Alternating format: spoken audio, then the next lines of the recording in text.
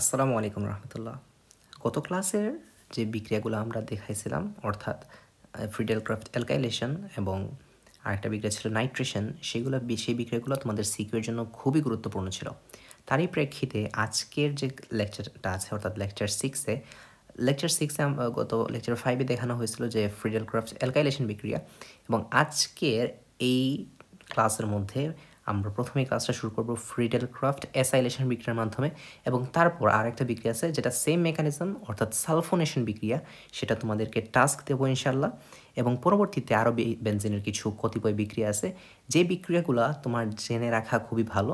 তাছাড়াও সবগুলা বিক্রিয়াও লাগবে না, ঠিক আছে? তো আমি তারপরে ওই বিক্রিয়াগুলোর মধ্যেও কিছু বিক্রিয়া আছে যেগুলোকে আমি রেড মার্ক করে দেবো, সেগুলো মনে রাখতে হবে, খুবই ইম্পর্টেন্ট। তো আজকের এই কতিপয় বিক্রিয়াগুলো জানার পিছনের উদ্দেশ্য হচ্ছে সবসময় তো আর প্রশ্ন সহজ করবে না, কোনো কোনো বোর্ডে প্রশ্নগুলো টাফ করবে।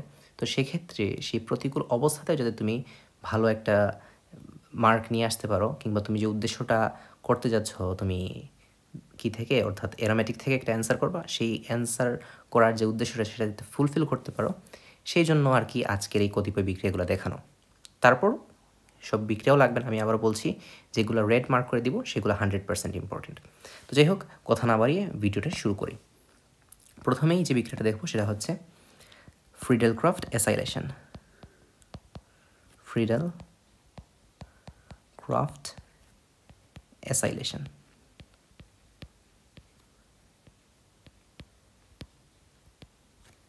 Friedel Crafts acylation. Friedel Crafts অ্যালকাইলেশনটা গতকালকে আমি দেখাইছিলাম, এখন হচ্ছে ফ্রিডেল ক্রাফট অ্যাসাইলেশন। বিক্রিয়াটা কি খুব কঠিন কিছু না, মোটেও কঠিন কিছু না। এই হচ্ছে বেনজিন, অর্থাৎ হুবহু আগের মতো CH3।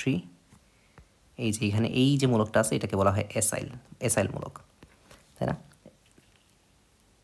প্রথম অংশটা তো থাকছে অনাদ্র AlCl3, অনাদ্র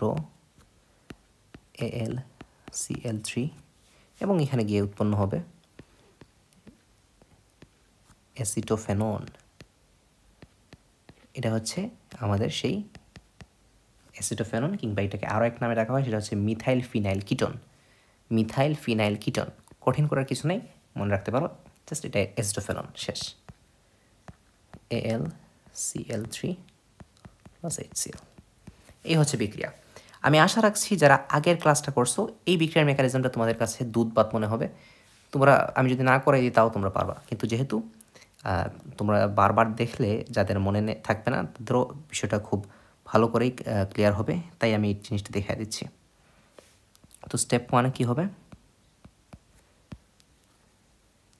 স্টেপ 1-এ যে ঘটনাটা ঘটার কথা, এই যে CH3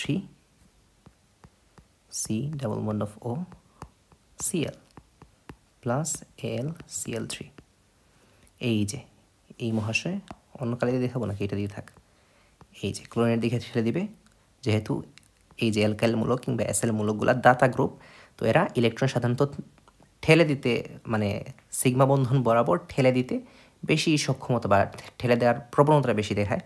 এই প্রবণতাকে বলা হয় আবেশীয় প্রভাব, যেটা আমরা নেক্সট ক্লাসে ইনশাল্লাহ পড়ব। এবং ক্লোরিনও হচ্ছে একটা তড়িৎ ঋণাত্মক, তো সেও তার ইলেকট্রনটা রাখতে চাচ্ছে না, তো সে অ্যালুমিনিয়াম ট্রাইক্লোরাইডের কাছে তার ইলেকট্রনটা ছেড়ে দেওয়ার প্রবণতা দেখাবে।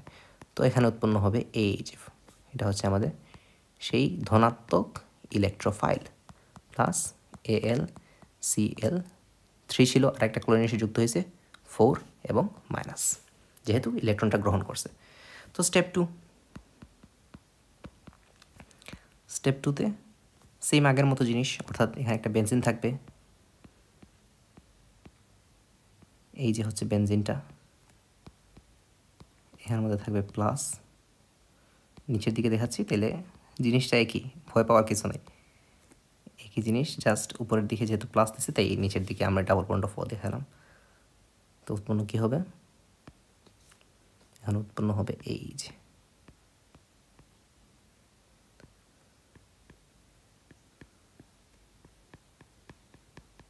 এইটা। তো এইটাকে কেউ এইভাবেও লিখে, কোনো কোনো বইয়ে সিগমা কমপ্লেক্স ভাবেও লেখা হয়, অনেকে সিগমা কমপ্লেক্স এইভাবেও লিখে, এটাকে বলা হয় সিগমা কমপ্লেক্স।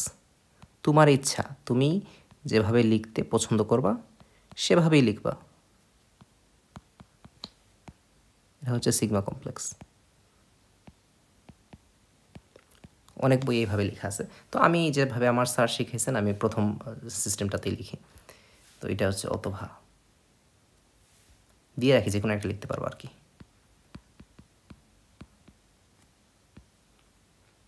হচ্ছে স্টেপ 3। স্টেপ 3তে কি সেম আগের ঘটনাটা, যেখানে হাইড্রোজেন দিলাম, এখানে C double bond of O CH3,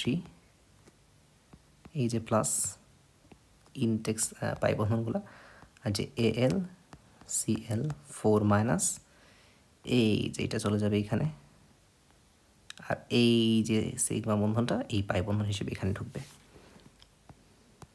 এই যে এবার উৎপন্ন করবে আমাদের অ্যাসিটোফেনন কিংবা methyl phenyl ketone. Methyl phenyl ketone.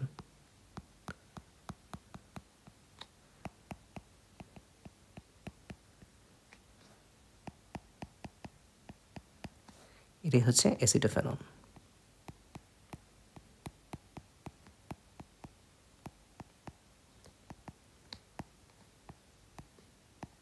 অথবা মিথাইল ফিনাইল কিটোন, যেটাই বলতে চাও। এখন যে বিক্রিয়াটা আছে একটা হচ্ছে সালফোনেশন বিক্রিয়া। মেকানিজমটা হুবহু, তোমরা একটু জায়গায় চেঞ্জেস আছে, তোমরা দেখে বুঝতে পারো কিনা। এই সালফোনেশনটা তোমাদেরকে টাস্ক দিলাম, যদি তোমরা করতে পারো বাসায় তাহলে আগের টাস্কটার মতোই ছিল, গ্রুপের মধ্যে পোস্ট করার চেষ্টা করো ইনশাল্লাহ। আমি সেখানে দেখে নিব তোমাদের পোস্টটা ইনশাল্লাহ। সালফোনেশনটা দেখাই দিই, জাস্ট উপরের প্রথম রিয়েকশনটা দেখা দিই, তোমরা জাস্ট মেকানিজমটা লিখবা।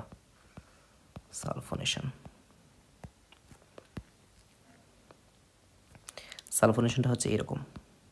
এটা হচ্ছে বেনজিন, জাস্ট এখানে থাকবে H2SO4 গাঢ়, এবং ফাইনাল কি উৎপন্ন হবে এখানে, এই যে উৎপাদটাও আমি দিয়ে দিছি, তোমরা জাস্ট মেকানিজমটা দেখাবা। এখানে যে জিনিসটা গুরুত্বপূর্ণ আমি লিখে দিই, গ্রিন কালি দিয়ে লিখে দিই, এটা হচ্ছে এই বিক্রিয়ায় 100 ডিগ্রি সেলসিয়াস টেম্পারেচারের প্রয়োজন হয়। এটা গুহ স্যারের বইয়ের একটা ইনফরমেশন, সঞ্জিত কুমার গুহ স্যারের বই। এটা হয়তো বা কোনো একটা কম্পিটিটিভ এক্সামে আসছিল আমার মনে হয়। এবং আরেকটা জিনিস, যে জিনিসটা আমি এখানে আলাদা করে নোট করে দিই, যেটা আগের ক্লাসে বলার কথা ছিল কিন্তু আমি ভুলে গেছিলাম হয়তো বা, যে কারণে বলতে পারিনি। সেটা হচ্ছে নাইট্রেশনে 60 ডিগ্রি সেলসিয়াস তাপমাত্রা লাগে।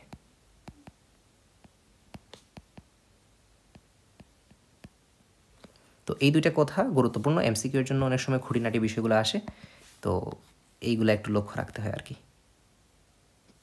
এই দুইটা হচ্ছে গুরুত্বপূর্ণ, এবং এটা হচ্ছে তোমাদের টাস্ক।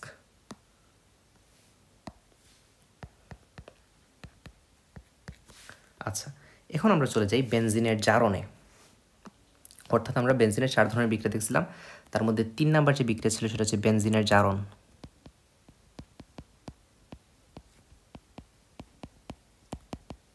অর্থাৎ বেনজিনের জারণ। তো বেনজিনের জারণ কি, কোনো একটা কিছুকে জারণ করলে আলটিমেটলি যে জিনিসটা ঘটে সেটা হচ্ছে, কোনো কিছুকে জারণ করলে আলটিমেটলি সে অ্যাসিডে পরিণত হয়, ফাইনালি অ্যাসিডে সে পরিণত হয় আর কি। তো এটা হচ্ছে বেনজিন। যখন এই বেনজিনকে তুমি জারণ করবা, সেই বেনজিনকে তুমি যদি জারণ করো 3টা জায়মান অক্সিজেন, এটা গুরুত্বপূর্ণ না, আহামরি গুরুত্বপূর্ণ কিছু না, KMnO4 তোমার KOH, তাহলে উৎপন্ন কী হবে, বেনজোইক অ্যাসিড। বেনজোইক অ্যাসিড আশা করি তোমরা চিনো অলরেডি, COOH।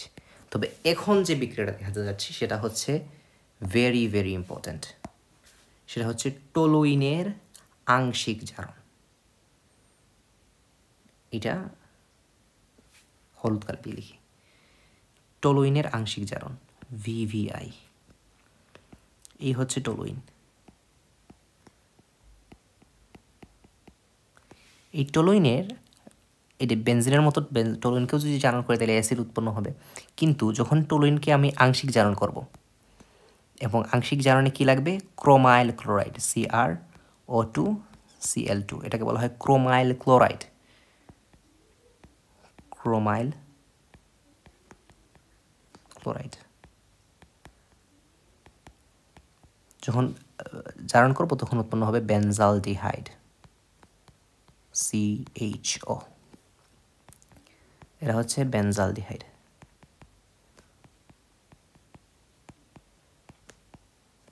এই বিক্রিয়াটা হচ্ছে ভেরি ভেরি ইম্পর্টেন্ট বিক্রিয়া এবং এই বিক্রিয়াটার নাম হচ্ছে ইটার্ড রিয়াকশন বা ইটার্ড বিক্রিয়া। এটার নাম কি? এই বিক্রিয়াটার নাম হচ্ছে ইটার্ড বিক্রিয়া। এটা নামধারী বিক্রিয়া এবং এই জন্য এটা গুরুত্বপূর্ণ, খুবই গুরুত্বপূর্ণ এটা। তো ইটার্ড বিক্রিয়া দেখলাম। এখন আমরা দেখি বেনজিনের ডাইফিনাইল গঠন, অর্থাৎ বেনজিনের 4 ধরনের বিক্রিয়ার সর্বশেষ বিক্রিয়া যেটা ছিল সেটা হচ্ছে বেনজিনের ডাইফিনাইল গঠন। এটাও খুবই গুরুত্বপূর্ণ না, মানে খুবই গুরুত্বপূর্ণ না বলতে একদমই গুরুত্বপূর্ণ না, এটা খুব কম গুরুত্বপূর্ণ, অ্যাডমিশনের জন্য গুরুত্বপূর্ণ।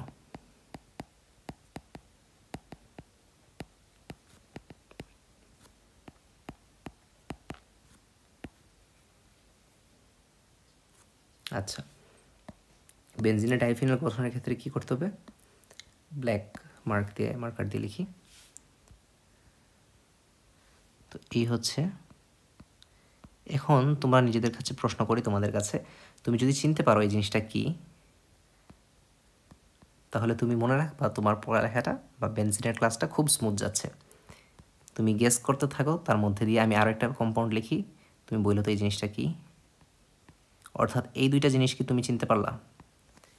এই দুইটার জিনিসটা হচ্ছে, একটা হচ্ছে বেনজিন ডায়াজেনিয়াম লবণ, অর্থাৎ এই যে এটা হচ্ছে বেনজিন ডায়াজেনিয়াম লবণ এবং এটা হচ্ছে ফেনল। ঠিক আছে, তুমি যদি এগুলা চিনে থাকো তাহলে তুমি মনে রাখো তোমার পড়ালেখাটা খুবই স্মুথ যাচ্ছে এবং তুমি খুব ভালো করতে চাচ্ছ ইনশাল্লাহ। তো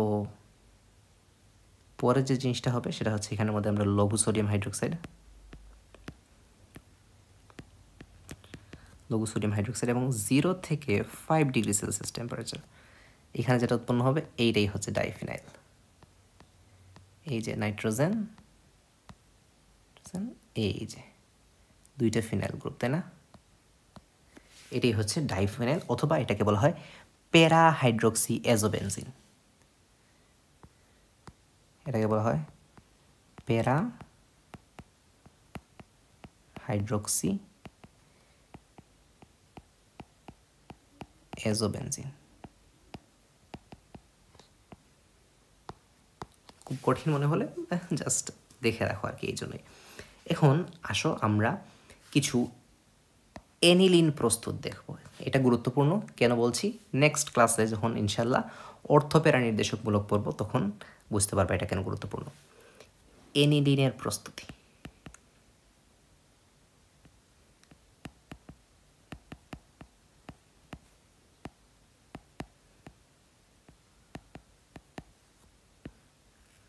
মোটামুটি ভালোই গুরুত্বপূর্ণ, তবে তারপরও যেগুলাতে মার্ক করব শুধু ওইগুলাই দেখার মতো।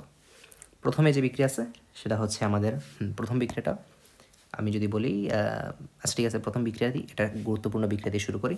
সেই বিক্রিয়াটা হচ্ছে আমাদের এই হচ্ছে নাইট্রোবেনজিন, হচ্ছে আমাদের নাইট্রোবেনজিন।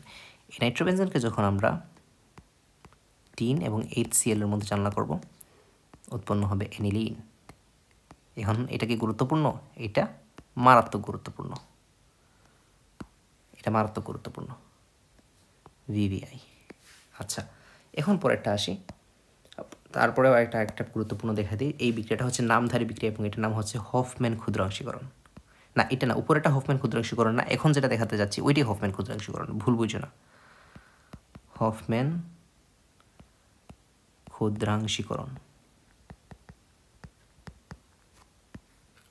এখন যে বিক্রিয়াটা দেখা যাচ্ছে এই বিক্রিয়াটার নাম হচ্ছে হফম্যান ক্ষুদ্রাংশীকরণ অথবা হফম্যান ডিগ্রেডেশন। এটার ইম্পর্টেন্স বা সিগনিফিকেন্ট কতটা? 100% ইম্পর্টেন্ট, যেহেতু নামধারী বিক্রিয়া। এই বিক্রিয়া কই থেকে আসে? এটা হচ্ছে বেনজামাইড থেকে আসে। বেনজামাইড কী জিনিস দেখে নাও যদি কেউ না দেখে থাকো, বেনজিন এবং এমাইড ব্লক, তাই না? এটাই হচ্ছে বেনজামাইড, যেটা লেখলাম মাত্র। সাথে থাকবে ব্রোমিন, সাথে থাকবে সোডিয়াম হাইড্রোক্সাইড এবং তাপ দিলে উৎপন্ন হবে আমাদের অ্যানিলিন, NH2। এই দুইটা গুরুত্বপূর্ণ, খুবই গুরুত্বপূর্ণ যেহেতু নামধারী বিক্রিয়া। এখন আসা যাক কিছু কম গুরুত্বপূর্ণ বিক্রিয়া তিনটা নিয়ে কথা বলি। এর মধ্যে যদি দেখি আমি ক্লোরোবেনজিন থেকে, ক্লোরোবেনজিন তো তোমরা চিনো, যখন আমরা ক্লোরিনেশন করছিলাম তার মধ্যে থেকে ক্লোরোবেনজিন পড়ছি। এই যে ক্লোরোবেনজিনের সাথে যখন আমরা অ্যামোনিয়ার বিক্রিয়া দিব এবং কুপার অক্সাইড Cu2O এবং 200 degree Celsius temperature plus 300 atmosphere চাপে, কঠিন মনে হলে জাস্ট স্কিপ, এটা এত গুরুত্বপূর্ণ না। তোমরা যারা খুব ভালো করতে চাও তাদের জন্যই গুরুত্বপূর্ণ। উৎপন্ন হবে অ্যানিলিন। অ্যানিলিন আশা করি তুমি বুঝতে পারছো এতক্ষণ ধরে অ্যানিলিন কোন জিনিসটা। এই যে বেনজিনের সাথে অ্যামিনগুলো মূলকটা থাকলে সেটাকে বলা হয় অ্যানিলিন। আবার যদি আমি চিন্তা করি ফেনল থেকে, ফেনল এটা হচ্ছে ফেনল, ঠিক আছে। ফেনলের সাথে যদি আমি অ্যামোনিয়া যুক্ত করি বা অ্যামোনিয়ার বিক্রিয়া দিই, সেক্ষেত্রেও কী হবে, জিঙ্ক ক্লোরাইডের উপস্থিতিতে ZnCl এবং 300 ডিগ্রি সেলসিয়াস টেম্পারেচারে আমরা পাবো অ্যানিলিন। এবং ফাইনালি আমরা যদি বেনজিন ডায়াজিনিয়াম লবণকে চিন্তা করি, N2Cl, এটা আশা করি তোমরা জানো যেটা বেনজিন ডায়াজিনিয়াম ক্লোরাইড। এটাকে যদি আমরা হাইড্রোজেনের উপস্থিতিতে জারণ করি তাহলে জিঙ্ক এবং HCl এর উপস্থিতিতে আমরা এখানের মধ্যে পাবো অ্যানিলিন। অর্থাৎ এই অ্যানিলিনের যে বিক্রিয়াগুলো দেখালাম তার মধ্যে সবথেকে গুরুত্বপূর্ণ ছিল প্রথমটা, অর্থাৎ টিন এবং HCl এর উপস্থিতির বিক্রিয়াটা, এবং পরবর্তীতে ছিল হফম্যান ডিগ্রেডেশনটা, এটা নামধারী বিক্রিয়া, খুবই গুরুত্বপূর্ণ। এবং পরবর্তীতে যে তিনটা দিলাম এগুলো তোমরা যারা খুব ভালো করতে চাবা তাদের জন্যই গুরুত্বপূর্ণ। তো যারা আচ্ছা এখানে মনে হয় আমি কথাটা জারণ বলছি বা যেটাই বলি, এটা আসলে জারণ বলছি বা বিজারণ বলছি আমার ঠিক মনে নেই। তবে কোনো কিছু হাইড্রোজেন যেহেতু আছে তাহলে অবশ্যই মনে রাখতে হবে সেটা বিজারণ, ঠিক আছে। আমার কেন জানি মনে হয় এখানে আমি হয়তো বা জারণ বলে ফেলছি। এই জায়গায় যদি জারণ বলে থাকে তাহলে মনে রাখবো এটা হচ্ছে বিজারণ। হাইড্রোজেন যুক্ত হওয়া মানে বিজারণ, অক্সিজেন যুক্ত হওয়া মানে হচ্ছে জারণ। তো এই ছিল মোটামুটি আজকের বিক্রিয়ার কৌশল। অবশ্যই সালফোনেশনের টাস্কটা তোমাদের যেহেতু দিয়েছি এটা তোমরা প্লিজ কাইন্ডলি ফুলফিল করার চেষ্টা করবে ইনশাল্লাহ। এবং আজকের এই ভিডিওটা এই পর্যন্তই থাক। তোমরা এই জিনিসগুলো ভালোভাবে ডাইজেস্ট করো এবং পরবর্তী ভিডিওতে ইনশাল্লাহ অর্থ প্যারা নির্দেশকমূলক নিয়ে কথা বলবো। তো সবাইকে ভালো থাকো এবং ধন্যবাদ সবাইকে।